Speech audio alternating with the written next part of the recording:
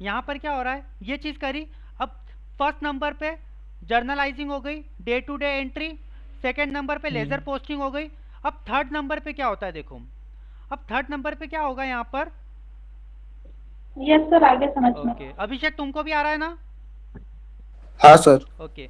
अब third number पे क्या होगा, अपन समराइजिंग करेंगे किसी भी चीज़ की। ठीक है, मतलब कि किसी भी चीज़ को, बड़ी चीज़ को अपन छोटे संक्षिप्त में लिखेंगे। जैसे मैंने नोट्स बनाए हैं तुम्हारे ना, ये तुम्हारा जो फर्स्ट चैप्टर है ये खाली एक पेज में कंप्लीट करा है मैंने, जबकि बुक में कितने पेज का है ये, बुक में है 45 पेज का, उसको मैंने खाली एक पेज में कंप्लीट करा है। तो यहाँ पर क्या करा मैंने कि उसको संक्षिप्त में लिखा है ना, मतलब कि बहुत छोटे में, जिससे कि कम शब्दों में ज़्यादा से ज़्यादा बात समझ में आ जाए।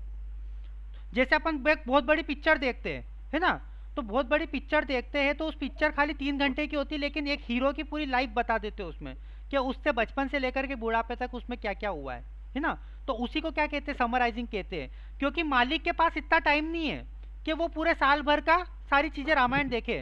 तो क्या बोला, भैया एक कागज़ दे तो मुझे, तू पूरे साल भर में क्या क्या हुआ है बस मुझे ट्रेलर दिखा दे तू कि क्या क्या हुआ है, मैं पूरी पिक्चर नहीं देखूंगा। ठीक है ना, बस यही चीज़। तो समराइजिंग में ये होता है। मतलब जैसे एक मालिक अकाउंटेंट को बोला कि मुझे साल भर का बता दे सब जो भी है ना। हाँ, मुझे बस थोड़े से में बता दे कि क्या क्या हुआ पूरे साल भर में, नुकसान हो रहा है, फायदा हो रहा है, नुकसान क्यों हो रहा है, फायदा क्यों हो रहा है। ठीक है, ठीक है सर। प्रॉफिट हो रहा है, नुकसान हो रहा है, मुझे समराइज करके बता दे। ठीक है, अब चौथा जो है एनालिसिस और इंटरप्रिटेशन। अब मालिक ये समझेगा कि भैया फायदा हो रहा है तो क्यों हो रहा है, नुकसान हो रहा है तो क्यों हो रहा है। यहाँ पर चौथी जगह पर ये ढूंढेगा क्यों, इस क्यों का जवाब, कि क्यों मेरे साथ ही ऐसा क्यों हुआ, मैंने ऐसी क्या गलतियां करी कि मुझे नुकसान हुआ है, या मैंने ऐसे कौन से अच्छे कर्म करे जो मुझे फायदा हुआ है। समझ में आ गया? ओके। अब इस क्यों का जवाब जैसे ही मिलेगा, फिर इस क्यों को वो दूसरी जगहों पर भी पहुंचाएगा। ठीक है, जैसे कि भैया अगर नुकसान हो रहा है तो बोलेगा भैया नुकसान हो रहा है, एक काम करो, इस चीज़ को बंद करो, इस दुकान को ही बंद करो, इस काम को ही बंद करो, क्योंकि ये नुकसान दे रहा है। और अगर प्रॉफिट कर रहा है वो काम, तो क्या बोलेगा मालिक कि एक काम करो, इसका प्रोडक्शन और बढ़ा दो, इस काम को और ज़्यादा बढ़ा दो, है ना। तो रिजल्ट को कम्युनिकेट करेगा, है ना। और वो रिजल्ट और कहाँ कहाँ पर कम्युनिकेट होगा, जो जो इसके इंटरेस्टेड यूजर से, जैसे शेयर होल्डर से।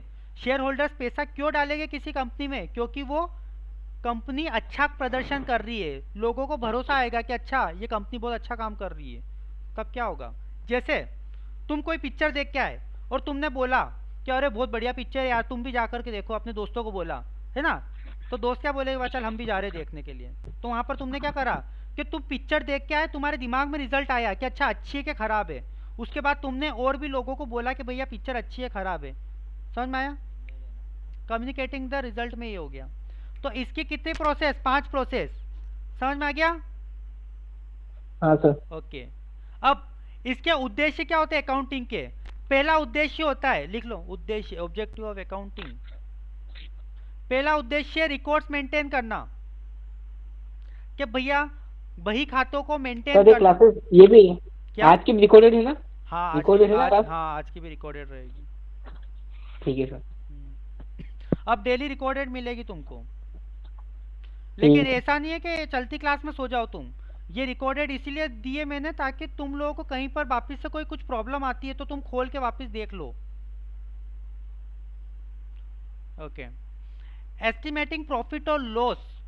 दूसरा मतलब कि भैया प्रॉफिट हुआ है या नुकसान हुआ है उसका आकलन करने के लिए। ठीक है, कि प्रॉफिट हो रहा है नुकसान हो रहा है। किसी दुकान को खोल रखा है मैंने, जैसे तुम किसी भी नॉर्मल अनपढ़ या फिर ऐसे ही दुकानदार से पूछ लो कि भैया कितना प्रॉफिट होता है आपको, कितना कमा लेते हो। तो अगर वो बोल देगा, जैसे किसी पानी पूरी वाले से पूछना कि भैया कितना कमा लेते हो, वो बोलेगा 1,000 रुपये तो सूखे निकाल लेते भैया, उसको जबकि कुछ पता नहीं है कि कितने निकाल लेता है वो बेवकूफ़। लेकिन वो क्या बोलते हैं, 1,000 रुपये सूखे निकाल लेता हूँ, बस वो अंदाज़ा लगा रहा है वो, लेकिन एग्जैक्ट नहीं बता सकता है। लेकिन किसी कंपनी के मालिक से पूछो कि कितना कमा लेते हो, तो क्या बोलेगा कि प्रॉफिट तो मुझे इतना होता है, लेकिन कट पीट करके हाथ में बस इतना ही आता है ना। और जो अनपढ़ इंसान रहेगा वो क्या बोलेगा, वो सेल को प्रॉफिट मानेगा। जैसे मान लो कि उसने 10,000 का माल खरीदा है ना, और 15,000 में बिक गया वो माल, तो क्या बोलेगा, मुझे 15,000 का गल्ला उठ रहा है, 15,000 का प्रॉफिट हो रहा है। वो ये बोलेगा कि भैया 15,000 का गल्ला उठता है मेरा तो रोज का। मतलब वो क्या बोलेगा कि भैया 15,000 कमा रहा हूँ मैं रोज के। नहीं भैया, 15,000 कहाँ से कमा रहा है तू? तेरे नौकरों की सैलरी, तू जो माल खरीद के लाया है वो, है ना, अब खुद भी तो काम कर रहा है, खुद की भी तो मजदूरी जोड़ेगा, सारी चीजें। और कुछ लोग फ्री में भी आए होंगे पीने के लिए, चाचा ताऊ साला वगैरह आ गए, है ना, तो क्या करेगा, सारी खुदाई एक तरफ, जोरू का भाई एक तरफ, तो वहां पर क्या करेगा, फ्री में पिलाएगा, साले से पैसे मांगेगा। तो यहाँ पर सारी चीजें होकर के उसके पैसे तो कटेंगे। समझ में आया? तो यहाँ पर क्या होगा कि भैया उसको वो अगर पढ़ा लिखा आदमी तो बोलेगा कि मुझे प्रॉफिट तो बस इतने का ही हो रहा है। ठीक है, okay. Third, presenting the financial position. अब जैसे कि घर में अपन कितने भी गंदे तरीके से रहते हो, भले डब्बे में से रोटियां उठा उठा खाते हो, लेकिन जब मेहमान आता है तो अपन उसको ट्रे में देते हैं खाना, चाय वगैरह सब, है ना। लेकिन मम्मी अपनों को ट्रे में देती है क्या चाय? नहीं देती है, कप ला के उठा के दे देती है। तो वही क्या करते हैं अपन कि डेटा को इस तरीके से प्रेजेंट करते हैं कि वो उस कंपनी के शेयर होल्डर्स, बैंक जो भी लोन देने वाला है, या फिर शेयर होल्डर जो पैसा इन्वेस्ट करने वाले हैं, उनको अच्छे तरीके से दिखे डेटा, है ना। जैसे तुम लोगों को भी प्रेजेंट करना अपनी कॉपीज को, कि कितने अच्छे तरीके से प्रेजेंट करो कॉपी को, कि जो जैसे अपन ट्रे में, जैसे वेटर ट्रे में सर्व करता है ना अपनों को खाना, बस उसी तरीके से तुमको अपनी एग्जाम की कॉपी लिखना है, ताकि क्या हो, उसको तकलीफ ना आए देखने में कॉपी, और बहुत इजीली चेक कर दे। वो प्रेजेंटेबल कॉपी होनी चाहिए एग्जाम में। ओके। चौथा, providing useful information to users. अब क्या करना है, इंफॉर्मेशन को, यूजफुल इंफॉर्मेशन को प्रोवाइड करना है यूजर्स को। कौन कौन यूजर्स हो गए? बैंक हो गया, शेयर होल्डर्स हो गए, इसके पार्टनर हो गए किसी कंपनी के, यहाँ तक कि एम्प्लॉयज हो गए, है ना। क्यों एम्प्लॉयज क्यों हो गए? क्योंकि भैया जिस कंपनी में दम नहीं, उसके साथ एम्प्लॉयज रह करके क्या करेंगे, कर्मचारी रहकर क्या करेंगे, है ना। वो लोग सोचे अरे कंपनी डूबने वाली है, हम दूसरी जगह नौकरी ढूंढे, क्यों इसमें टाइम वेस्ट करें, इसीलिए। ठीक है, तो ये उद्देश्य रहते हैं अकाउंटिंग के, इसीलिए अकाउंटिंग करी जाती है, ताकि सब लोगों को भरोसे में लिया जा सके। समझ में आया? एक और बात समझो, ठीक है। पहला, रिकॉर्ड्स मेंटेन करने के लिए तुम लिख भी इसलिए रहे हो नोट्स बना करके, क्योंकि तुम्हारे पास लिखित में रहे। मैं वीडियो भी इसलिए बनवा रहा हूँ ताकि तुम्हारे पास वापिस से बार बार देख सको उसको। तो पहला तो हो गया, प्रॉफिट हुआ या नुकसान हुआ, फायदा हुआ या नुकसान हुआ, मेरी कोचिंग पर आने का फायदा हो रहा है या नुकसान हो रहा है, इसका आकलन कर सकोगे तुम लोग, है ना। तीसरा, तुमको फाइनेंशियल पोजीशन समझ में आ जाएगी। अभी तक तुम ढांडे ही हो पहले जैसे, या फिर तुम्हारे दिमाग में कुछ घुसा है ना, तो तुमको ये समझ में आएगी चीजें कि भैया मैं पढ़ने में थोड़ा बहुत ठीक हुआ हूँ या नहीं हुआ हूँ। उसी तरीके से फाइनेंशियल पोजीशन समझ में आती है किसी कंपनी को। चौथा, providing useful information to users. अब तुम अपने पिताजी माताजी को बता सकते हो कि भैया मैं पढ़ रहा हूँ, देखो मुझे ये समझ में आ रहा है, अपना ज्ञान बखेरोगे दुनिया के सामने, ये होता है। समझ में आ गया? Okay. Advantages of accounting. Accounting के एडवांटेजेस क्या है? अब देखो, अकाउंटिंग के एडवांटेजेस और डिसएडवांटेजेस, मतलब कि फायदे और नुकसान दोनों बस थोड़े थोड़े में बता रहा हूँ। क्या होता है अकाउंटिंग के एडवांटेज में? होता है कि भैया अपने पास इंफॉर्मेशन रहती है कि मैं कितना पानी में हूँ, है ना, मैं कितना पानी में हूँ, ये सारी पता रहता है। लेकिन नुकसान ये भी रहता है कि बहुत ज़्यादा टाइम लगता है ना, बहुत टाइम लगता है, एक अलग से आदमी रखना पड़ता है अकाउंटिंग करने के लिए, है ना। अब जो किराने की दुकान वाला है उसको फालतू में जरूरत नहीं अलग से रखने की आदमी को, है ना। वो क्या करेगा कि बस रख लिया है, उसको कोई मतलब नहीं है, बस पैसे लेकर के देना है सामान, इस तरीके से। हाँ, है ना। पेमेंट, टैक्स का पेमेंट करने में भी दिक्कत नहीं आएगी। अगर जैसे कि कुछ, जैसे कि मान लो तुम दुकानदार हो, है ना, तुमसे किसी ने बोल दिया कि भैया, जैसे तुम्हारे कपड़े की दुकान है, तुमको किसी ने बोल दिया कि भैया ये कपड़ा मुझे अच्छा नहीं लगा, तुम बोलोगे बहन जी आप कब ले गए मुझसे, तो बहन जी बोलेगी कि भैया मैं तो आपसे ले गई हूँ परसों के दिन, और अब आप चेंज करो, मुझे नहीं मालूम, मेरे 1,000 रुपये वापस कर दो।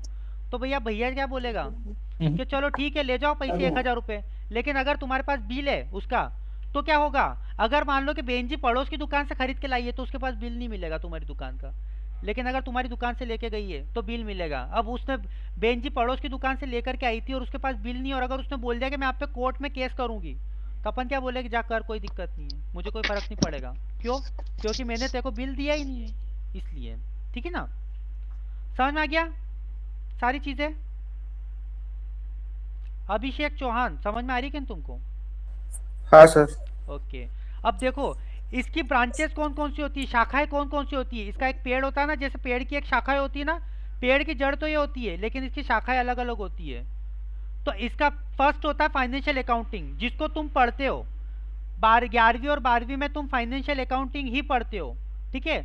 कॉस्ट अकाउंटिंग वहां पर पढ़ी जाती है जहां पर क्या होता है, किसी मैन्युफैक्चरिंग कंपनी जो होती है जिसमें किसी भी चीज की कॉस्ट निकालनी पड़ती। जैसे तुम चाय बना रहे हो है ना, तो चाय 10 लोगों की बना रहे हो, जिसमें 10 रुपए की चाय की पत्ती डाली, 10 रुपए की शक्कर डाली, है ना, और 10 रुपए का दूध डाला, और 5 रुपए का या 2 रुपए का अदरक डाला, जो भी डाला है ना, सब पानी वानी सब मिला करके 10 रुपए का डाला है, तो 40 रुपए की चाय बन गई है ना। 40 रुपए की चाय बन गई 10 लोगों की, तो एक चाय की कीमत कितनी निकली, 4 रुपए। तो कॉस्ट निकल गई इस तरीके से। तो कॉस्ट अकाउंटिंग में ये पढ़ा जाता है। मैनेजमेंट अकाउंटिंग में ये पढ़ा जाता है कि सारी चीज़ों का मैनेज करने के बाद में हर एक चीज़ की कितनी कितनी कॉस्ट आ रही है, कितना कितना पैसा लग रहा है, कैसे कैसे मैनेज किया जा रहा है सारी चीज़ों को, उसको बोलते हैं। जैसे मैनेजमेंट अकाउंटिंग सबसे अच्छा मैनेज करती है अपनी मम्मियाँ, है ना। मम्मियाँ क्या करती है, पैसा पापा जी ने ला के दिया हाथ में, अब मम्मी रह रह करके चलाएगी उस चीज़ को, इसलिए, है ना, बचा बचा के चलाएगी। और सारी चीज़ें जब भी मम्मी से पैसा मांगो तो रहता ही रहता है ये चीज़, ठीक है। अब एक और हेडिंग डालो, यूजर्स ऑफ अकाउंटिंग। आज की क्लास जल्दी जल्दी ले रहा हूं मैं, क्योंकि जल्दी जल्दी करना है, अब अपनों को सिलेबस भी कंप्लीट करेंगे। अब यूजर्स कौन कौन से, तो अकाउंटिंग के, किसको जरूरत है अकाउंटिंग की, क्यों कर रहे हैं अकाउंटिंग इन्फॉर्मेशन, क्या जरूरत है इसकी, है ना। तो अब यहाँ समझ में आएगा। सबसे पहले तो बिजनेसमैन, भैया व्यापारी को पता तो होना चाहिए कि मेरे यहाँ पे क्या हो रहा है। जैसे डॉक्टर जो होता है, डॉक्टर क्या बोलता है, भैया आपकी केस हिस्ट्री बताओ, आपको क्या हो रहा है, चक्कर आ रहे थे सुबह, खाने में उल्टी हुई, क्या हुआ खाना खाने के बाद, डॉक्टर पूछता ना। अगर आप जाकर के बोल दो डॉक्टर मैं तो कुछ भी नहीं बताऊंगा, आप मेरा इलाज कर दो चुपचाप, तो डॉक्टर क्या करेगा, 2 जूते मार के भगा देगा कि पहले साले बता मेरे को कि तेरे को हो क्या रहा है, उसके बाद में तेरे को बताऊंगा तेरे को हो क्या रहा है ना। बस उसी तरीके से क्या होगा कि भैया जो व्यापारी है, व्यापारी को पता लगना चाहिए कि भैया धंधे के साथ प्रॉब्लम कहाँ पर आ रही है ना, यही चीज़।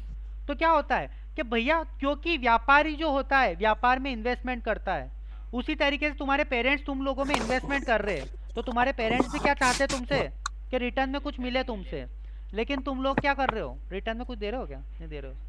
हाँ तो घटिया, तुम लोग घटिया इन्वेस्टमेंट हो तुम लोगों में।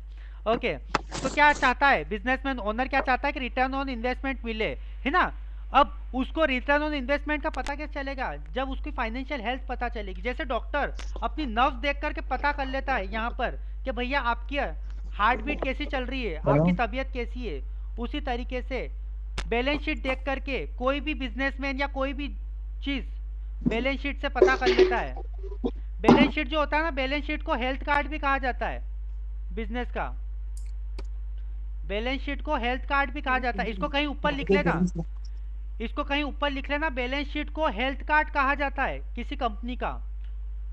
ये किसी कंपनी की नर्व्स रहती है जिससे पता चल जाता है देख करके कि भैया ये कंपनी कितने पानी में, नुकसान होगी या प्रॉफिट में होगी।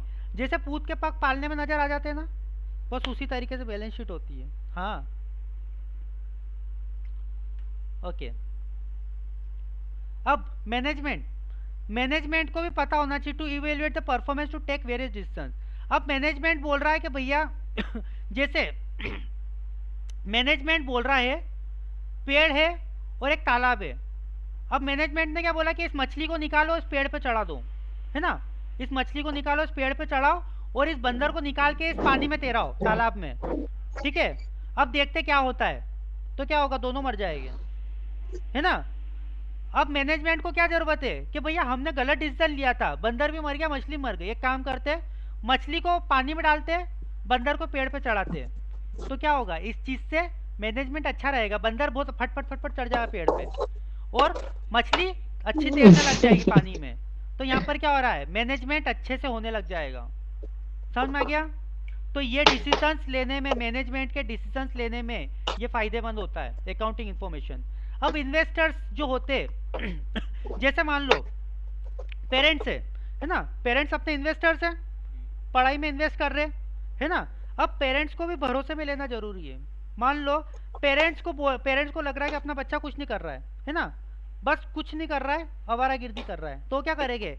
अब दो ऑप्शन रखेंगे, या तो तू कमाने जा कहीं पे भी, या फिर शादी कर देते तेरी, कमाने जा शादी कर देते हैं, लड़की होगी तो शादी कर देते हैं, लड़का होगा चल निकल कहीं पे भी कमाने जा, है ना, शादी तो नहीं करेंगे। तो यहाँ पर क्या होगा, इन्वेस्टर्स को भी पता होना चाहिए कि भैया, और अगर बच्चा पढ़ने में अच्छा है तो माँ बाप क्या बोले, कोई बात नहीं बेटा तू पढ़ाई कर, क्योंकि भैया माँ बाप को भी दिखा है कि भैया बच्चा पढ़ लेगा तो आगे अच्छा रिटर्न ऑन इन्वेस्टमेंट देगा, है ना।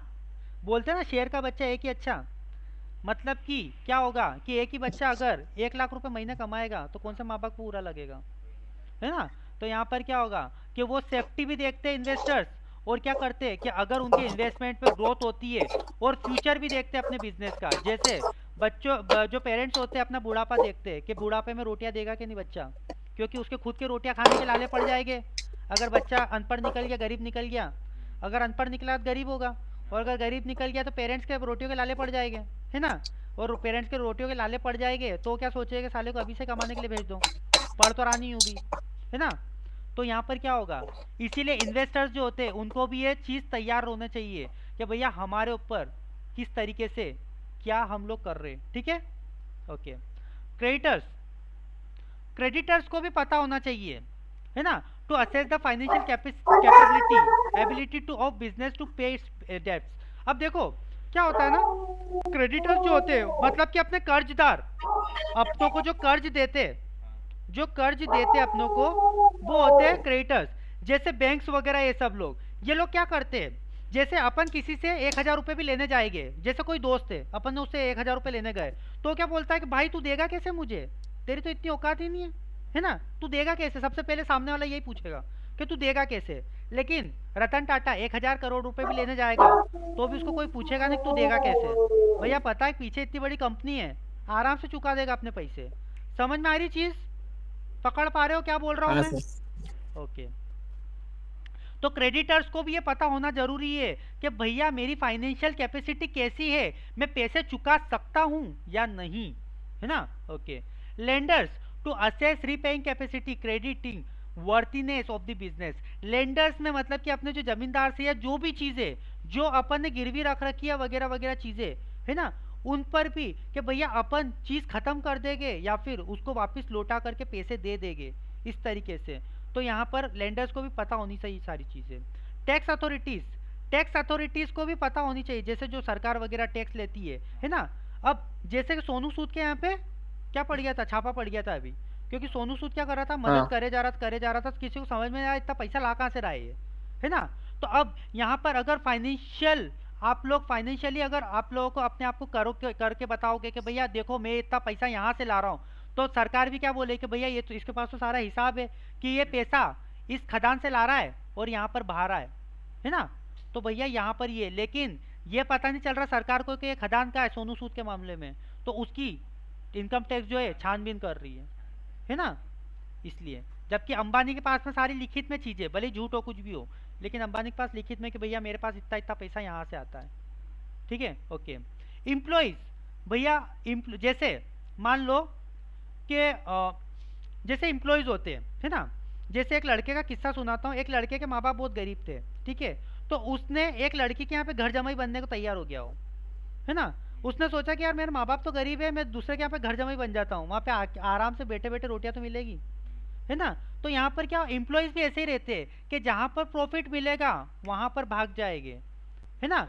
अगर एम्प्लॉय जैसे उस लड़के को अपना भविष्य नहीं दिख रहा था अपने माँ बाप के साथ में, उसने सोचा गरीबी से अभी तक बचपन से गरीबी में जिया हूँ मैं, तो अब आगे भी गरीबी में जीना पड़ेगा, इससे अच्छा मैं अमीर बाप की बेटी शादी कर लूँ और वहीं पे पड़ा रहूँ, है ना। उसी तरीके से एम्प्लॉयज क्या सोचेंगे कि हमारी कंपनी का भविष्य हमको अच्छा नहीं दिख रहा है, तो हम क्या करेंगे, दूसरी कंपनी में चले जाएंगे, इस तरीके से, ठीक है। तो हायर वेजेस और हायर बोनस की इसमें चले जाएगी। जैसे इसका सबसे बड़ा उदाहरण है TCS, Tata consultancy services. Tata consultancy services बहुत कम सैलरी देता अपने एम्प्लॉयज को, उसके मुकाबले में विप्रो और बाकी जो राइवल कंपनीज है वो अच्छे पैकेजेस देते, तो भी लोग टीसीएस में काम करना पसंद करते।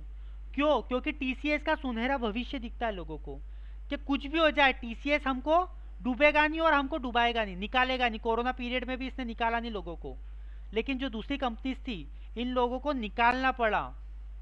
समझ में आया? तो लोगों ने क्या सोचा कि भैया निकलने से अच्छा है कम पैसे में काम कर लो। समझ में आया? हाँ, ओके। अब अदर्स, अदर्स कौन कौन होते हैं? देखो कस्टमर्स, जैसे मान लो कि अब नए कस्टमर्स है ना, अब जैसे कि कस्टमर्स है जियो कंपनी है, अगर जियो कंपनी मान लो कि ये जैसे दो भाई है रिलायंस में, मुकेश अंबानी और एक और कौन है, अनिल अंबानी। अनिल अंबानी के बारे में सबको पता है कि अनिल अंबानी घटिया है, उसकी कंपनी चलाने की इतनी औकात नहीं है, लेकिन मुकेश अंबानी बहुत दिमागदार है, उसकी कंपनी चलाने की औकात है। तो क्या हुआ कि जो कस्टमर्स थे उन लोगों ने जियो की सिम खरीदी क्योंकि मुकेश अंबानी लेकर के आया था है ना। लोगों ने बोला अरे मुकेश अंबानी की कंपनी तो बहुत अच्छी चलेगी, है ना, तो सिम ले लो, सिम पे सिम ले लो। उससे क्या हुआ, कस्टमर बढ़ते गए, कस्टमर बढ़ते गए तो सेल भी ज़्यादा होती गई, सेल ज़्यादा होती गई तो प्रॉफिट भी बढ़ता गया, है ना। तो यहाँ पर क्या हुआ कि कस्टमर्स ने भी किस पे दाव लगाया, कंपनी पे, अकाउंट्स पे दाव लगाया। अकाउंट्स कैसे पता चले, क्योंकि मुकेश अंबानी की वर्थ अच्छी है, वैल्यू अच्छी मार्केट में, है ना। वो किससे पता चली, अकाउंट से पता चली है, क्योंकि वो हर साल अकाउंटिंग होती है उसके वहाँ पे, है ना। अनिल अंबानी के यहाँ पे भी होती है, लेकिन उसके अकाउंट्स नेगेटिव शो करते कि भैया ये जिसका दिवालिया निकल रहा है, और मुकेश अंबानी के पॉजिटिव शो करते कि भैया ये बहुत फायदे में। और रिसर्चर्स, रिसर्चर्स जो है जैसे इसके यहाँ पे जो टावर्स लगा रहे या जो भी नई नई टेक्नोलॉजी को देख रहे, वो लोग भी काहे के लिए कर रहे हैं इसमें काम, क्योंकि उनको पता है कि भैया हम लोग अपना टाइम इन्वेस्ट कर सकते हैं रिसर्च करने में, क्योंकि ये हमको पैसा देने के लायक है ना। ये तो इतने सारे लोगों के लिए अकाउंटिंग की इंफॉर्मेशन जरूरी होती है। अकाउंटेंट, एक आदमी अकाउंटिंग तो करता है लेकिन वो इतने लोगों का भला करता है। समझ में आया सारी चीजें? इसीलिए अपन लोग अकाउंटिंग करते हैं। समझ में आ गया? अभिषेक? हाँ सर। हाँ sir. Okay. Pratibha? Pratibha mike on करो अपना।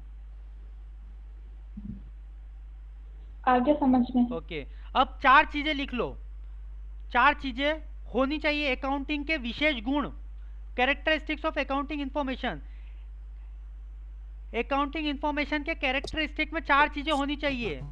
पहला रिलायबिलिटी, रिलायबिलिटी मतलब कि सही चीज होनी चाहिए, इंफॉर्मेशन सही होनी चाहिए जिस पे भरोसा करा जा सके, भरोसे लायक इंफॉर्मेशन होनी चाहिए।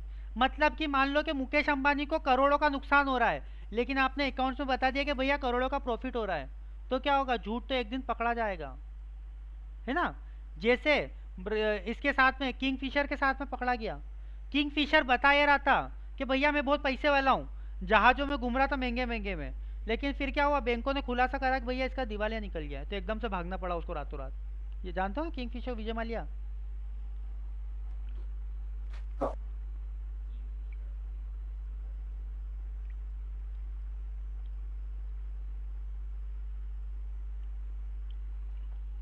ओके। अब देखो रिलायबिलिटी होना चाहिए मतलब कि भरोसे लायक इंफॉर्मेशन होना चाहिए अकाउंटिंग की। उसके बाद में रिलेवेंस होना चाहिए उसमें, मतलब कि वो अपने धंधे से रिलेट कर रहा है कि नहीं कर रहा है, वो रिलेटेड होना चाहिए अपने धंधे से, है ना। जैसे आप धंधे वाले हो, आपने अपनी बीवी को या पड़ोसन को साड़ी दिलाई, उससे अपने क्या काम, धंधे को क्या मतलब उससे, धंधा बोला भैया तू मेरी बात कर, तेरे जो भी करना कर, मुझे कोई मतलब नहीं, तू तो अगर मेरे से रिलेटेड कोई चीज़ है तो वो कर, है ना।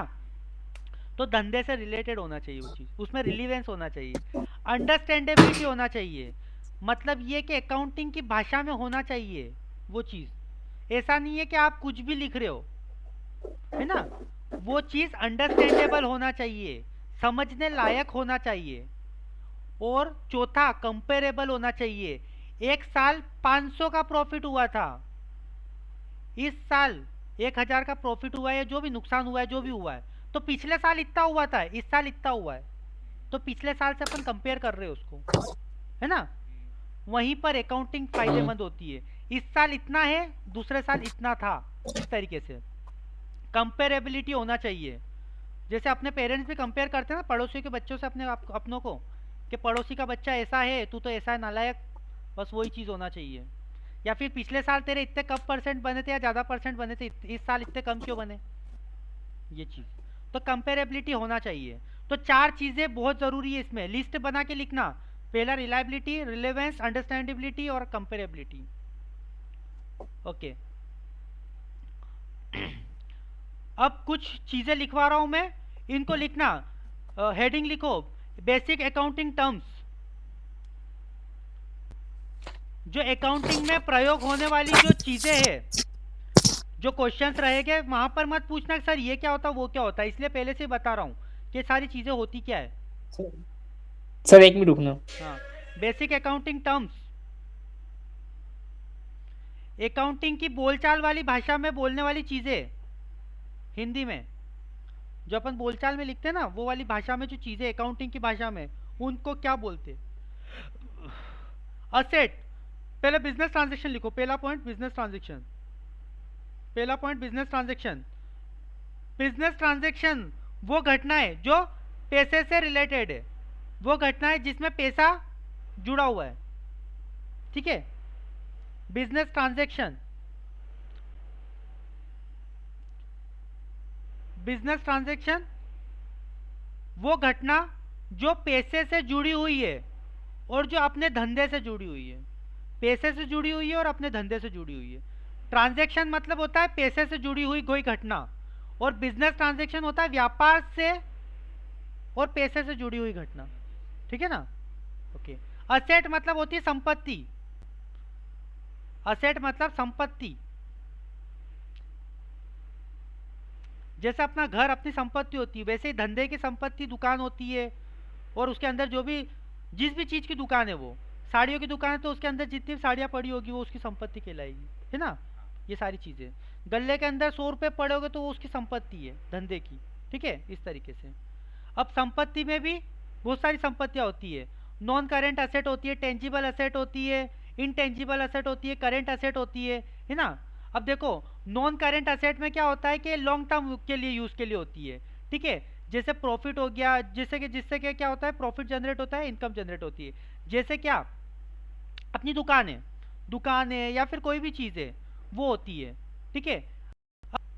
तुम तो खाली एक काम करो, टेंजिबल असेट और इनटेंजिबल असेट ही लिख लो, बाद में असेट वगैरह ये सब बता दूंगा मैं। टेंजिबल असेट जो होती है वो दिखाई देती है, इनटेंजिबल असेट वो दिखाई नहीं देती है, होती जरूर है। Tangible asset sir 1 minute. और एग्जांपल भी लिख लेना इनके। टेंजिबल असेट्स जो दिखाई देती है ना, जैसे जमीन हो गई, बिल्डिंग हो गई, मशीन्स हो गई, फर्नीचर हो गए, कोई भी इक्विपमेंट्स हो गए, गाड़ी घोड़े हो गए धंधे के, वो सारी चीजें।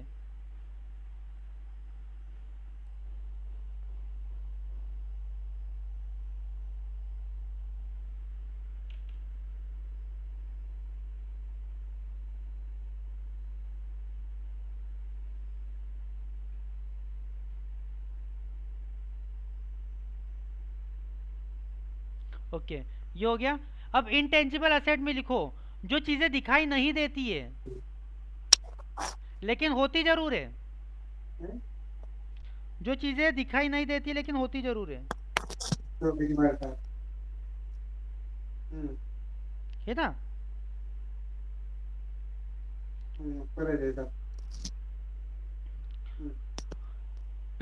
ओके, जैसे क्या, गुडविल ख्याति धंधे की, कॉपीराइट, पेटेंट एक्सेट्रा। ये कौन बातें कर रहा है भैया? पढ़ने में किसका दिमाग नहीं लग रहा है? ठीक है, ओके।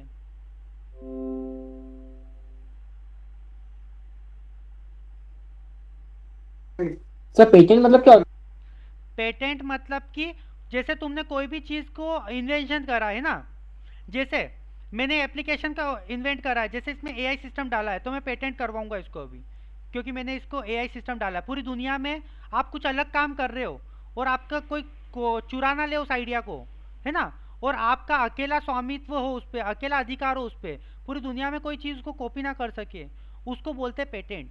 अगर किसी को वो चीज़ बनानी है तो वो आपसे इजाज़त लेगा, आपको रॉयल्टी देगा, आपको पैसे देगा, उसके बाद ही वो बना सकता है उस चीज़ को, उसको बोलते हैं पेटेंट, ठीक है। जैसे इस एप्लीकेशन का पेटेंट मैं बनवाने वाला हूँ अभी, उस तरीके से, क्योंकि इसमें मैंने एआई सिस्टम डाला है उसके लिए, ठीक है, ओके। लाइबिलिटीज क्या होता है? लाइबिलिटी मतलब कि अपनों पे बोझ है, कर्जा है, बोझ है, कर्जा है। असेट मतलब संपत्ति हो गई, है ना। अब देखो, जैसे एक एग्जांपल देता हूँ, बोलते ना लड़कियां पराया धन होती है ना। एक ना एक दिन उनको ससुराल जाना पड़ता है, तो अपने यहाँ पे पराया धन रखा हुआ है ना, उसको एक ना एक दिन ससुराल भेजना है ना। और बहू जो होती है लड़की, वो लेकर के आते पराये धन को अपन अपने घर पे लेकर के आ रहे, तो वो संपत्ति होती है। तो लाइबिलिटी जो होती है वो अपनी लड़की होती, बेटी होती है, जिसको पराये घर जाना है ना, जो दूसरे की संपत्ति है लेकिन अपने पास पड़ी हुई है, एक दिन तो जाना है ना। और संपत्ति जो असेट होती है, किसी और की संपत्ति को अपने घर लाना ही लाना है, तो मतलब बहू। संपत्ति हो गई बहू, संपत्ति कौन है? बहू। असेट्स जो है वो बहू है, और लाइबिलिटीज कौन है? बेटी।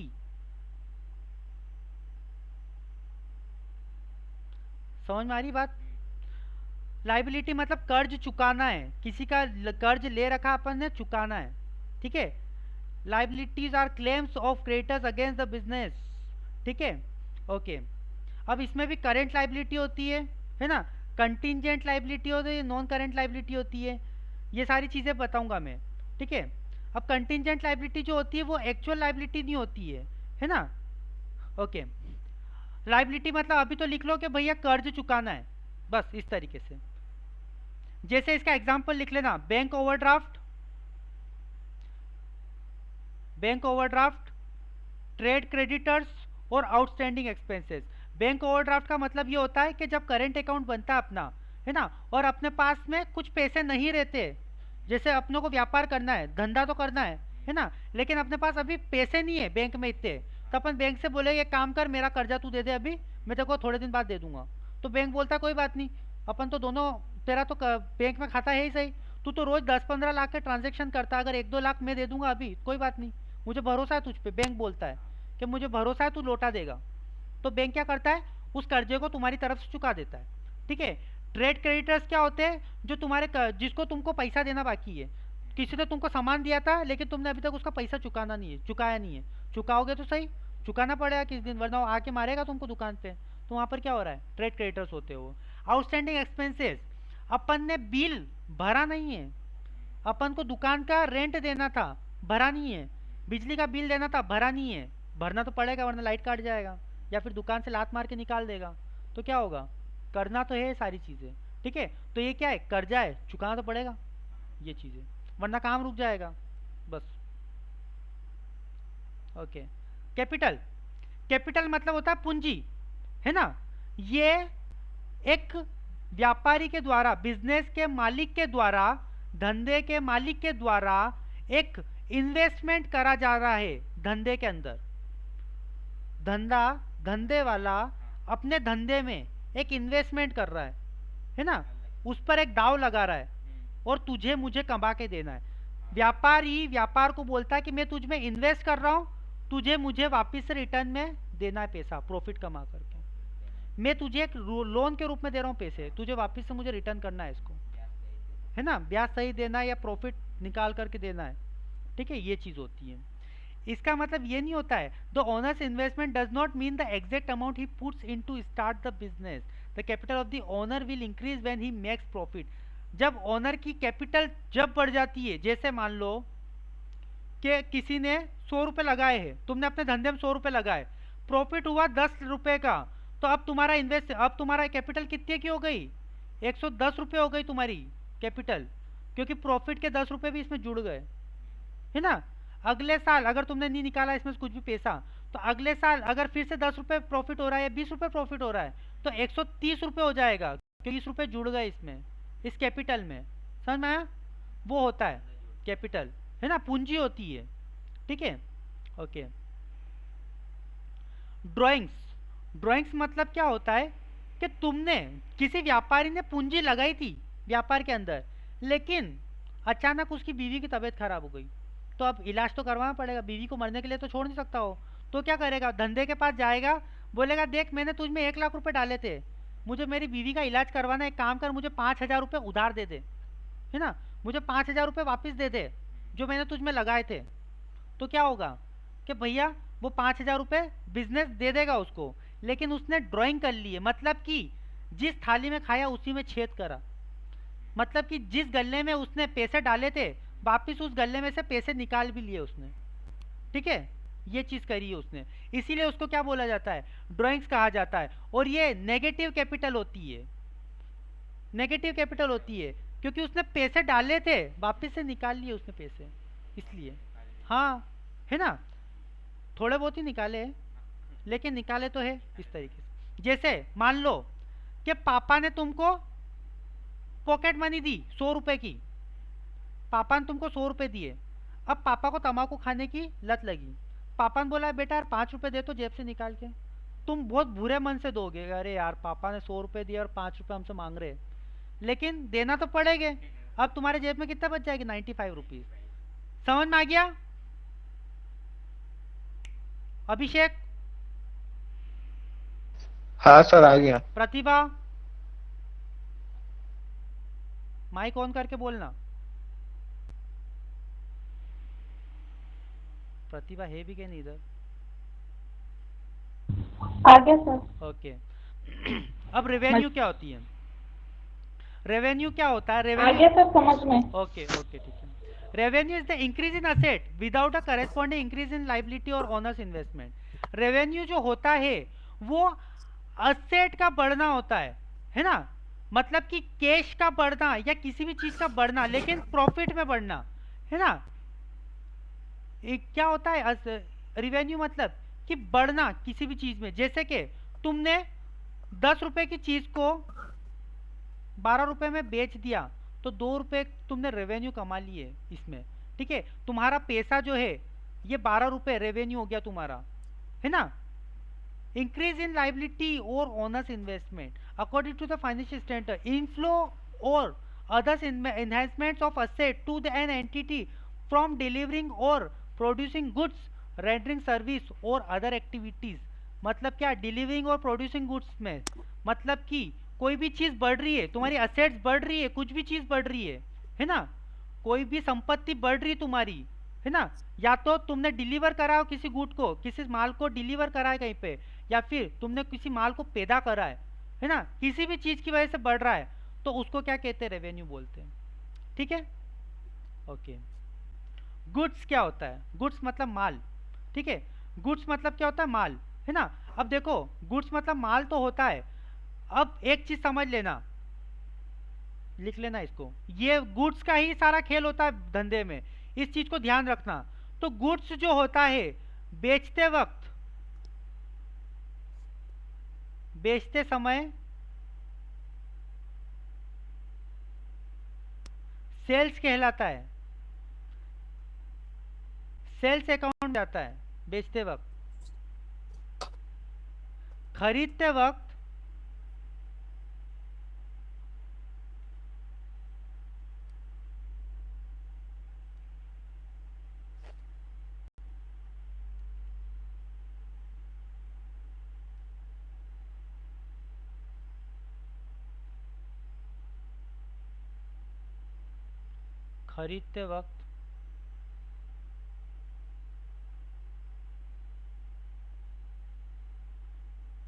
परचेज अकाउंट हो जाता है। और अगर पड़ा हुआ है, तो क्या होगा, स्टॉक। ठीक है, जैसे अगर बच्चा बहुत अच्छा काम करता है, अच्छे नंबर लाया, तो मम्मी पापा दोनों बोलते हैं मेरा बेटा है ना। और अगर गंदा काम करता है, पढ़ाई नहीं कर रहा है, तो क्या बोलते हैं, तुम्हारा बेटा नालायक है, तुम्हारा बेटा ऐसा है वैसा है ना। अच्छा काम करे तो मेरा बेटा है, खराब काम करे तो तुम्हारा बेटा है। उसी तरीके से जब माल को बेचते हैं तो सेल्स अकाउंट होता है, माल को खरीदते हैं, उसी माल को खरीद रहे तो परचेज अकाउंट होता है ना। अगर बेटा पड़ा हुआ है तो गाली निकलेगी माँ बाप के मुंह से, दोनों के मुंह से, कि साले पड़ा हुआ है ना। तो वो माल अगर पड़ा हुआ है तो स्टॉक होता है। वो चीज एक ही है लेकिन नाम अलग है। ठीक है, ईश्वर एक ही है लेकिन नाम अलग अलग है। अल्लाह, जीसस, गॉड। ठीक है, बस उसी तरीके से, है ना। और एक चीज समझना कि अगर किसी चीज को बनाने के लिए कुछ चीजें लग रही है, जैसे फाइनल चाय को बनाने के लिए, चाय को बनाने के लिए 4-5 चीजें लगती है, पानी, चाय पत्ती, शक्कर और भी एक्स्ट्रा मिल्क, है ना। तो ये लोग क्या है, ये सब लोग रॉ मटेरियल है, ये लिख लो, ये सब चीजें रॉ मटेरियल है। किसी भी सामान को बनाने के लिए जिन सामानों का प्रयोग करते हैं उनको रॉ मटेरियल कहते हैं। किसी भी सामान को बनाने के लिए किसी सामग्री का उपयोग करते हैं उसको रॉ मटेरियल कहते हैं।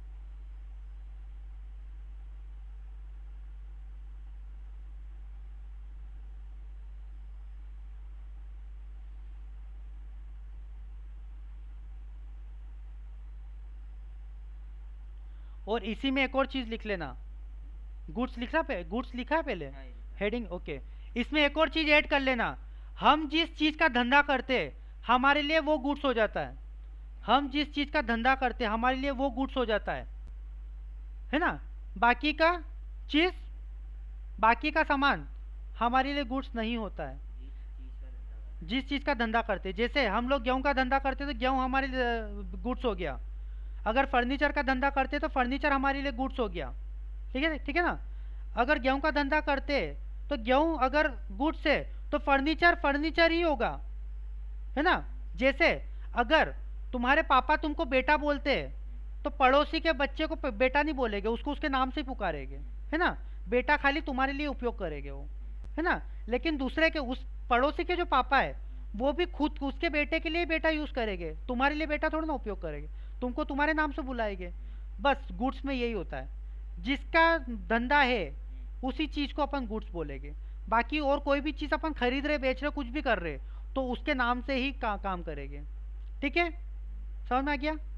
ओके, अभिषेक समझ में आया? हाँ सर। ओके, स्टॉक और इन्वेंट्री क्या होता है? स्टॉक जो होता है वो दो टाइप से होता है। अब स्टॉक जो होता है वो अनसोल्ड होता है, ठीक है, मतलब जो बिका नहीं है ना। जैसे तुमने वेलकम मूवी में देखा होगा, सुबह से ना आधा आलू बिक, नहीं सुबह से ना कांदा बिका है, नहीं सुबह से ना आलू बिका है ना बिका है आधा कांदा, वो बोलता है ना वो डायलॉग। उसी तरीके से ये अनसोल्ड होता है, मतलब जो सामान बिकता नहीं है उसको बोलते हैं स्टॉक। जो सामान बिकता नहीं है उसको बोलते हैं स्टॉक, ठीक है। अब अपन क्या करते ना, शटर जब बंद करते, ठीक है, जब शटर बंद करते, बंद करने को इंग्लिश में क्या बोलते हैं? क्लोज, क्लोज बोलते पक्का, है ना।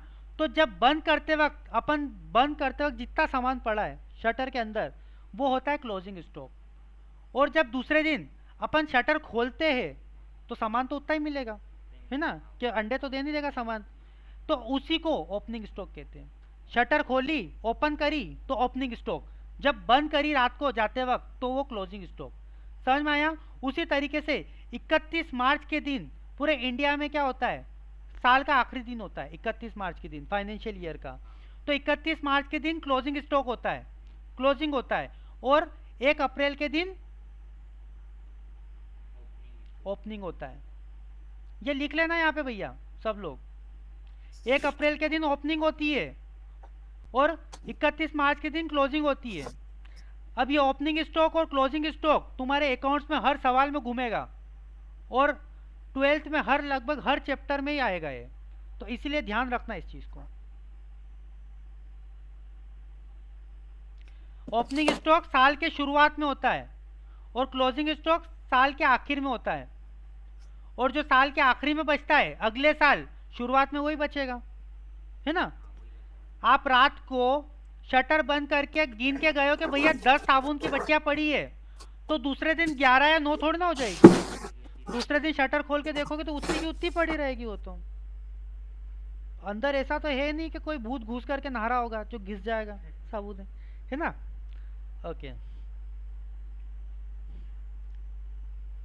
ओके, अब देखो मटेरियल भी 3 टाइप के होते हैं। रॉ मटेरियल वो होता है जिस सामान का उपयोग करते हैं किसी सामान को बनाने में, जिन सामानों का उपयोग करते हैं किसी नए सामान को बनाने में, उसको बोलते हैं रॉ मटेरियल।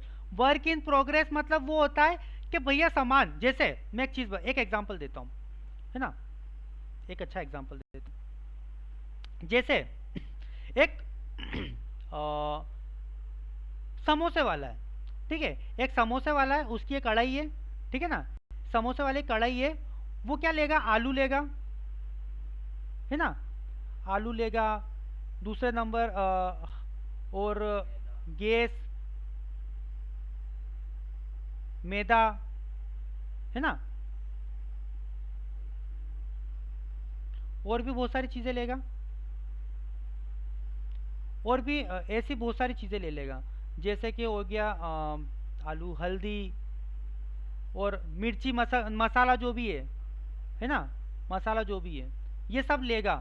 तो ये समोसे के लिए ये जितनी भी चीज़ें, ये सब रॉ मटेरियल है, ये सब समोसे के लिए रॉ मटेरियल है, क्योंकि समोसा इनसे बनेगा, समोसा इनसे बनेगा, इसलिए समोसे के लिए रॉ मटेरियल। यहाँ तक समझ में आया? ओके। अब दूसरी चीज, अब समोसे वाला क्या कर रहा है कि समोसे को आधा कच्चा पका करके बाहर निकाल देता है, ताकि समोसे शेप तो ले ले, लेकिन जब ग्राहक आएगा तो अच्छे से तल करके दे देगा उसको, ताकि जल्दी से दे सके वो समोसे, है ना। तो जल्दी से क्या करेगा, आधे अध कचरे समोसे रख देगा, है ना, और जैसे ग्राहक आएगा उसके सामने डालेगा तेल के अंदर कि लो भैया गरम गरम समोसे खाओ। तो उससे क्या होगा, ज़्यादा देर भी नहीं लगेगी समोसे बनाने में, और ग्राहक को भी लगेगा कि भैया गरम गरम समोसे खिला रहा है, ठंडे नहीं खिला रहा है ना। तो सेमी फिनिश्ड गुड्स ये होता है, वर्क इन प्रोग्रेस वो होता है जो सेमी फिनिश्ड गुड्स होता है, मतलब कि जो सामान है वो बन तो गया है लेकिन फिर भी पूरा कंप्लीट नहीं हुआ है ना, सामान बन तो गया लेकिन पूरा कंप्लीट नहीं हुआ, उसको बोलते हैं वर्क इन प्रोग्रेस, ठीक है।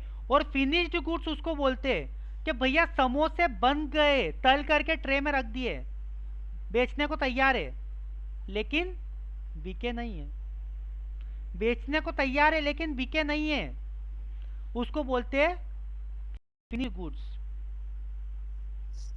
ये एग्जांपल से समझ में आ गया सबको अब क्या होता है क्या नहीं होता है? हाँ सर। ओके, अभिषेक, अभिषेक, हाँ सर आ गया। ओके, हाँ आ प्रतिभा गया सर। तुमको भी समझ में आ गया होगा। ओके, परचेजेस क्या होता है भाई बता दिया अभी, है ना। अपन जब भी अपना माल खरीदते, धंधा जिस चीज का कर रहे वो माल खरीद रहे, उसको बोलते हैं परचेज। परचेजेस में वही आते हैं जिसको अपन खरीद ही इसलिए रहे क्योंकि उसको बेचेंगे। परचेज मतलब क्या होता है, अपन खरीद Yes, इसलिए sir. रहे, अपन खरीद इसलिए रहे, खरीद रहे हैं क्योंकि लिखना भी है इसको,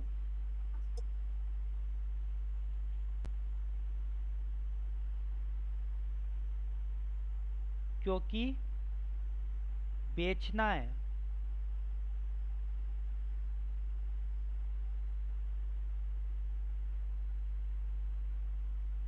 अपन खरीद रहे हैं क्योंकि बेचना है ना।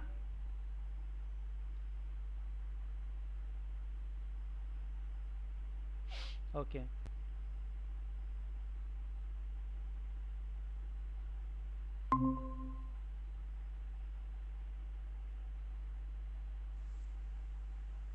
ओके,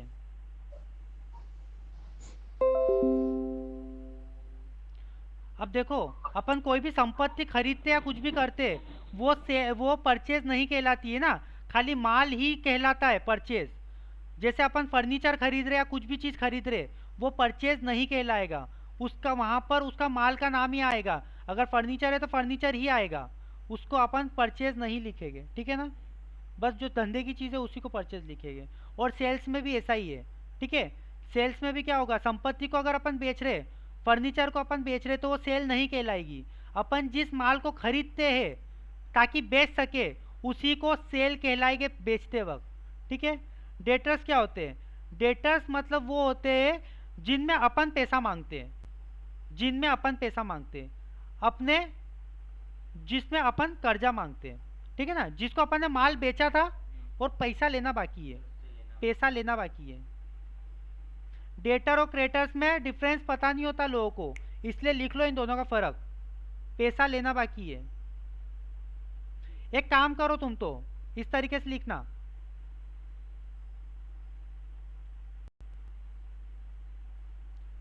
डेटर्स, यहाँ पर लिखना डेटर्स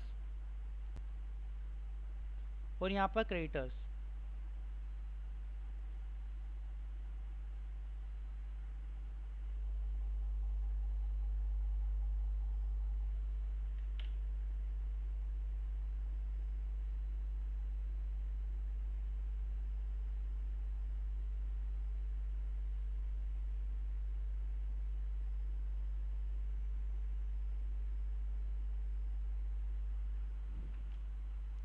ओके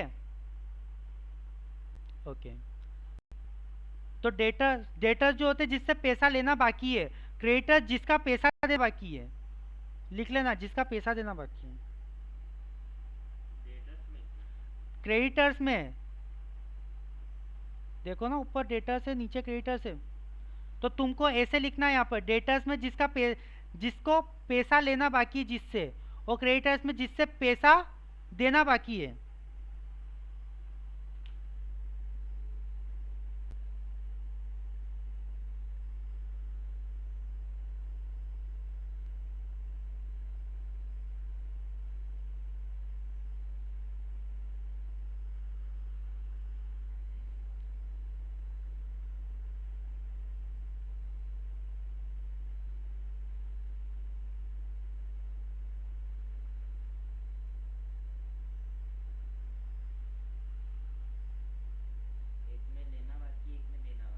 हाँ, इन दोनों में ही कंफ्यूज होते बच्चे,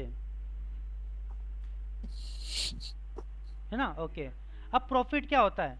प्रॉफिट तो भैया, प्रॉफिट मतलब क्या कि किसी चीज को खरीद करके उसको बेचा, मतलब कि 10 रुपए की चीज खरीदी थी, 12 रुपए में बेची, तो वो प्रॉफिट हुआ है ना।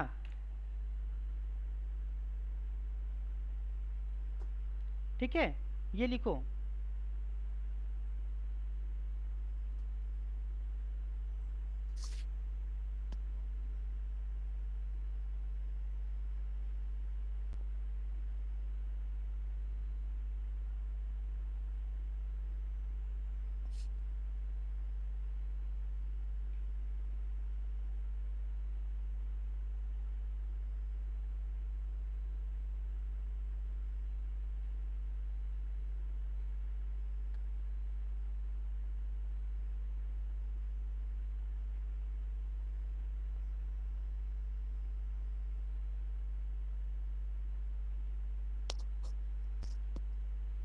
ओके, आगे बताऊं? हाँ सर। ओके, अब देखो, प्रॉफिट और गेन में बहुत फर्क होता है ना। प्रॉफिट मतलब कि कोई सामान अपन बेच रहे, खरीद करके बेच रहे, है ना। और ये जो होता है कंटिन्यूस अपन बिजनेस कर रहे, वो 10 रुपए माल खरीद रहे, 12 रुपए में बेच रहे, 10 रुपए में खरीद रहे, 12 रुपए में बेच रहे, साल भर जो भी अपन धंधा कर रहे, उससे जो भी प्रॉफिट कमा रहे अपन, वो कहलाता है प्रॉफिट। लेकिन गेन मतलब होता है, गेन और प्रॉफिट में फर्क है, ऐसे इसका भी डिफरेंस कर लो। इधर प्रॉफिट लिख लेना, इधर गेन।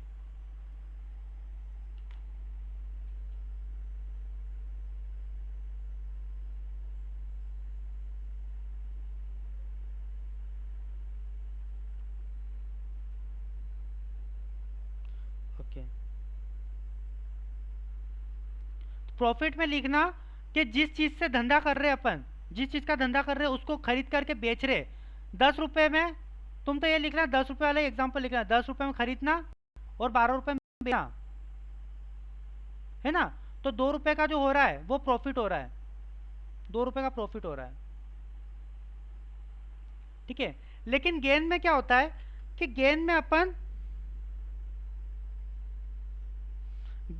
ये करते हैं कि जैसे अपने पास कोई जमीन पड़ी थी, संपत्ति पड़ी थी, बेच दी अपन ने, कोई गाड़ी पड़ी थी, बेच दी अपन ने, तो अचानक से अपनों क्या मिल गया, 10-15 लाख मिल गए, प्रॉफिट हो गया, है ना। इतना बड़ा प्रॉफिट हो गया, तो क्या होगा, वो गेन हो जाएगा अपना। जो अपन रोज रोज जिस चीज का धंधा नहीं कर रहे, रोज रोज नहीं होता गेन, साल भर में एक आध बार या महीने में एक आध बार हो गया। रोज रोज तो गाड़ी बेचेंगे नहीं अपन, रोज रोज तो जमीनें बेचेंगे नहीं अपन, रोज रोज तो अपनी संपत्तियां बेचेंगे नहीं।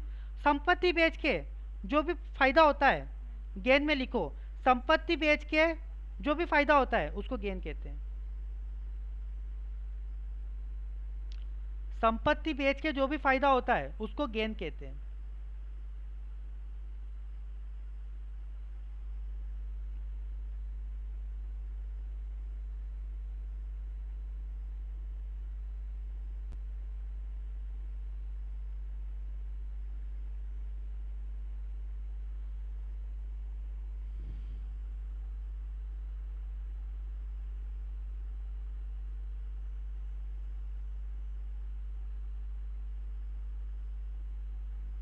ओके, इनका मतलब क्या होता है?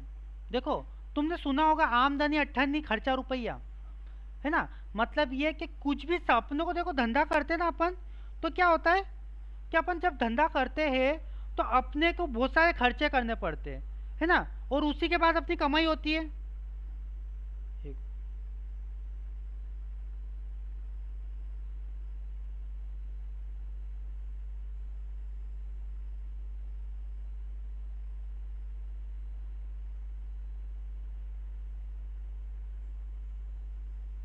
ओके, अब देखो अपन क्या करते हैं ना, कि जैसे कि मान लो कि कमाई है,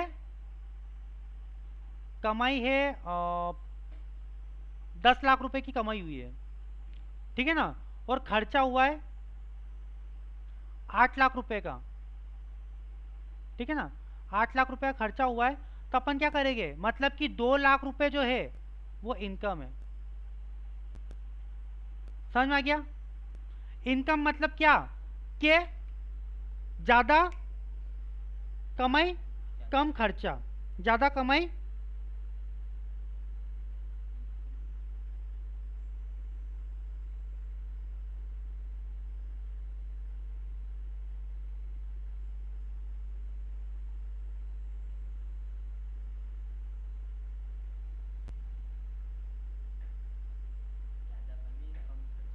हम्म,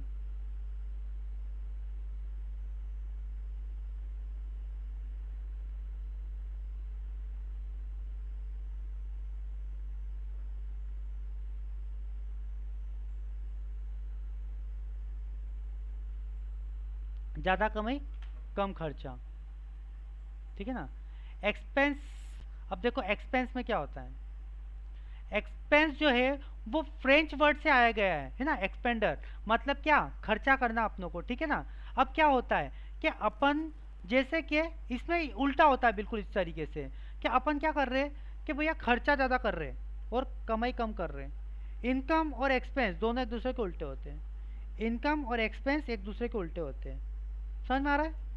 लिखो, हाँ, इनकम और एक्सपेंस एक दूसरे के उल्टे होते हैं। एक्सपेंस मतलब खर्चा, इनकम मतलब कमाई, इनकम मतलब कमाई, एक्सपेंस मतलब खर्चा।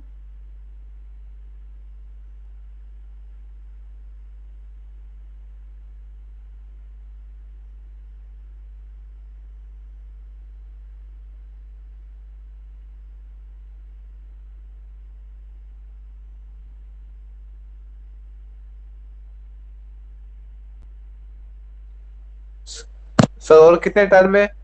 क्या और कितने हैं सर ये?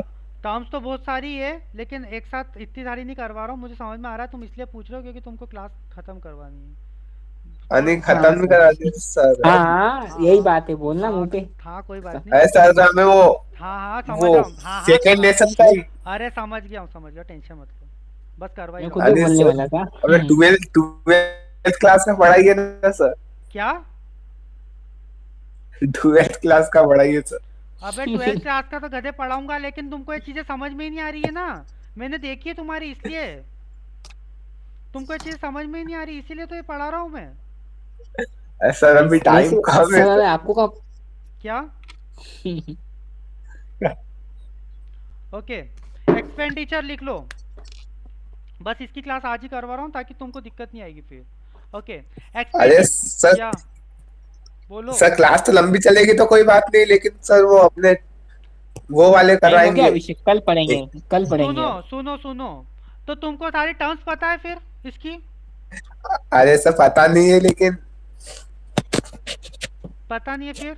अच्छा एक बात बताओ, किसी पिक्चर के हीरो के बारे में जाने बिना उस पिक्चर को देखने का मजा आता है क्या? ढोरों वाली हरकतें मत करो, जैसा पढ़ा रहा हूँ वैसा पढ़ लो। और तुम्हारे सिलेबस कंप्लीट करवाने की जिम्मेदारी मेरी है, तो टेंशन मत लो उसकी, ठीक है ना? ओके, एक्सपेंडिचर लिखो।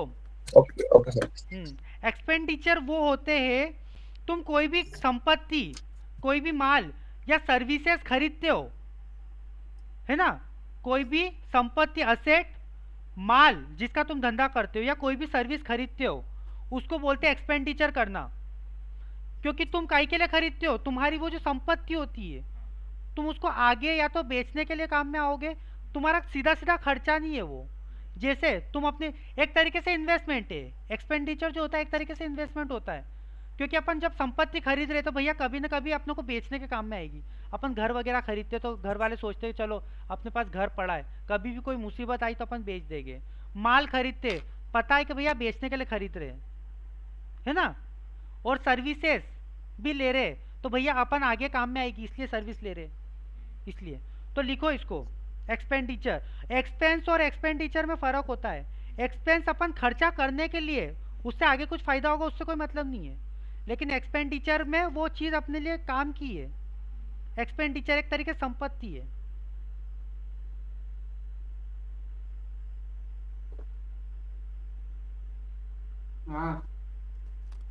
एक्सपेंस और एक्सपेंडिचर में डिफरेंस समझ में आ गया ना? ओके। अब एक्सपेंडिचर जो होता है वो प्रॉफिट की अर्निंग कैपेसिटी को बढ़ाता है, ये भी लिख लो इसमें। एक्सपेंडिचर प्रॉफिट की अर्निंग कैपेसिटी को बढ़ाता है। ये सारी चीज़ें अभी तुमको सारे 12th में यही सारी चीज़ें घूमेगी तुम्हारे। और वहाँ पर मत बोलना कि सर ये समझा दो और वो समझा दो, क्योंकि वहाँ पर बहुत ज़्यादा टाइम जाता है। इसलिए मैंने सोचा है कि तुमको एक ही क्लास में सारी चीज़ें कंप्लीट करवा देता हूँ, ताकि बार बार रोज़ का रगड़ा ही चला जाए। और इस क्लास को रिकॉर्ड भी कर दिया है मैंने, ताकि अब बार बार की प्रोसेस नहीं होगी, इसको रोज़ देखते रहना, जो करना करना आप, ठीक है ना? ओके। इसमें कैपिटल एक्सपेंडिचर होता है और रिवेन्यू एक्सपेंडिचर होता है। Okay okay. लॉस लॉस मतलब क्या होता है कि, हाँ, घाटा। खर्चे ज़्यादा होना, कमाई कम सर होना। ये बताइए नहीं, कैपिटल एक्सपेंडिचर और रिवेन्यू एक्सपेंडिचर का मतलब? ये इसमें इतना अंदर घुसूं क्या? चलो ठीक है। एक्सपेंडिचर जो होते हैं वो ये होते हैं कि वो परचेज फिक्स्ड एसेट पे जो होते हैं उस पे ज़्यादा हो जाते हैं, इनकर्ड करते हैं, ठीक है? Expenditure incurred on purchasing a fixed asset to be used over a long period of time and to increase the earning capacity of a business. Capital expenditure मतलब कि पूंजी के हिसाब से अपन करते हैं खर्चा। मतलब कि अपन ने कोई फर्नीचर खरीदा है, तो फर्नीचर को अपन जब खरीद रहे तो वो क्या करेगा, जैसे कि अपनी दुकान दे, है ना? तो दुकान में अपन फर्नीचर लगा रहे तो अपने सालों साल चलेगा, ठीक है? और उससे दुकान भी अच्छी दिखेगी अपनी। तो वो क्या कर रही है, अपनी अर्निंग कैपेसिटी को बढ़ा रही है। कोई भी ग्राहक आएगा तो वो काय के लिए आएगा कि यार इनकी दुकान अच्छी है, शोकेस अच्छा है, सब कुछ अच्छा है, लाइटिंग बहुत अच्छी है दुकान की। तो अपनी दुकान को अच्छा बनाएगा, चकाचौंध बनाएगा, और उससे अपनी सेल ज़्यादा होगी, और सेल ज़्यादा होगी तो अर्निंग कैपेसिटी ज़्यादा होगी, है ना? और रिवेन्यू एक्सपेंडिचर जो होते हैं, expenditure incurred to earn revenue for the current period and whose benefit gets exhausted in the year it is incurred। Capital expenditure में एक साल से ज़्यादा के लिए वो होता है। कैपिटल एक्सपेंडिचर एक साल से ज़्यादा की चीज़ कोई खरीदते अपन जो एक साल से ज़्यादा चलेगी, 12 महीने से ज़्यादा चलेगी। और रिवेन्यू एक्सपेंडिचर में कोई भी चीज़ जो एक साल से अंदर अंदर चलेगी, 12 महीने के अंदर अंदर चलेगी, वो उस चीज़ पे अपन खर्चा कर रहे हैं, उसको बोलते हैं रिवेन्यू एक्सपेंडिचर, जो वहाँ तक ही फ़ायदा देती है। जो जैसे कि एक समझ लो एक चीज़ कि कैपिटल एक्सपेंडिचर बीवी की तरह होती है। कैपिटल एक्सपेंडिचर बीवी की तरह होती है कि बीवी को अपन साड़ी दिलवा रहे हैं, है ना? बीवी के ऊपर खर्चा कर रहे हैं। और रिवेन्यू एक्सपेंडिचर जो होता है गर्लफ्रेंड के ऊपर खर्चा कर रहे हैं।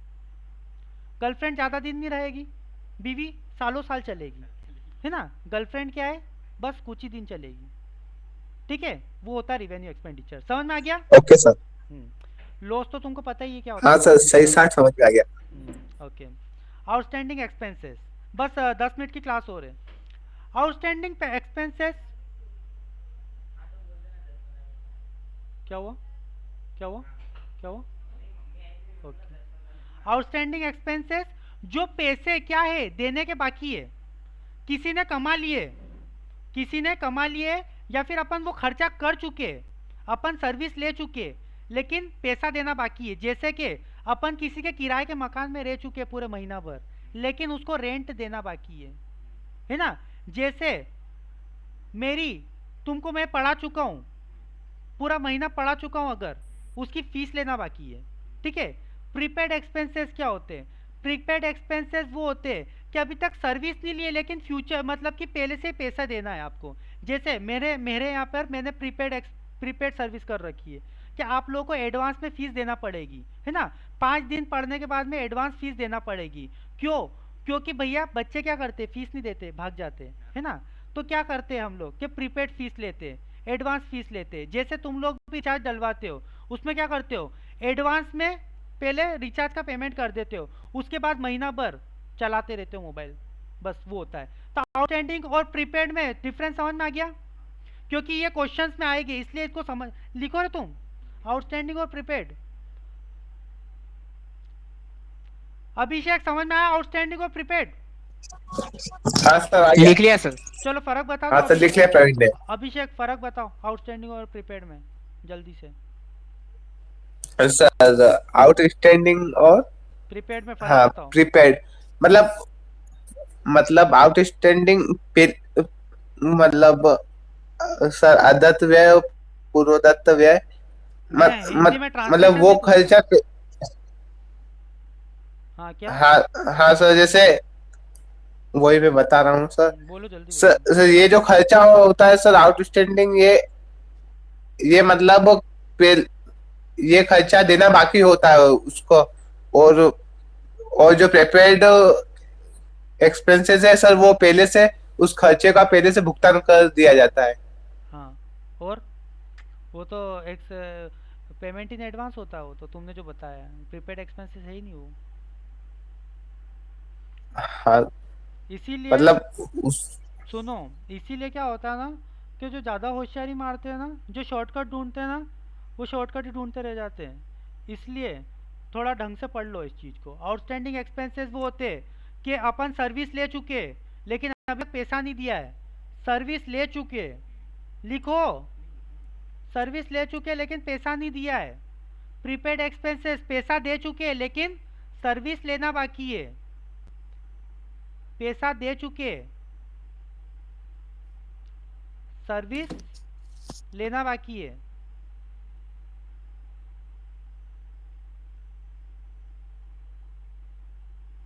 यहां पर सर्विस ले चुके,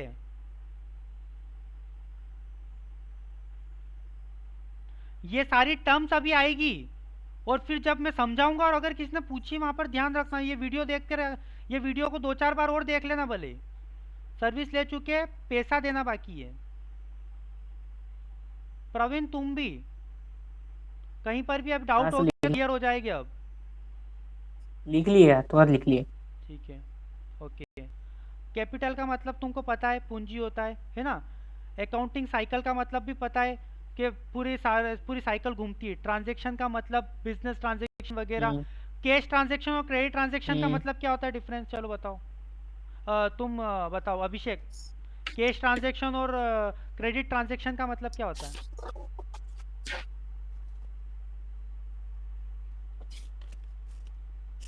अभिषेक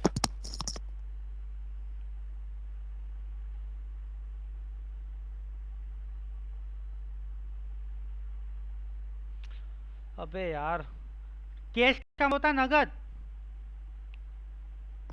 जो नगद में कुछ भी माल एक्सचेंज हुआ है या पैसा एक्सचेंज हुआ है उसको बोलते हैं नगद ट्रांजैक्शन। और क्रेडिट मतलब उधार, उधार में कुछ भी चीज हुई है उसको बोलते हैं उधार ट्रांजैक्शन। कुछ भी चीज एक्सचेंज होती है, गुड्स वगैरह कुछ भी माल लिया दिया उधार में, उसको बोलते हैं क्रेडिट ट्रांजैक्शन। ठीक है, कैश ट्रांजैक्शन और क्रेडिट ट्रांजैक्शन में डिफरेंस समझ में आ गया। अब इसके बाद सर आ गया। इसके बाद में कहीं पर भी किसी को भी कुछ भी प्रॉब्लम नहीं होना चाहिए, क्योंकि अब मैं वहां पर तुमको ये चीजें पढ़ाने वाला हूँ और कल से सारी चीजें कंप्लीट करने वाला हूँ मैं। और कुछ वीडियोस रिकॉर्ड करके भी रख लूंगा मैं, ताकि तुम लोग कहीं पर भी प्रॉब्लम नहीं आएगी।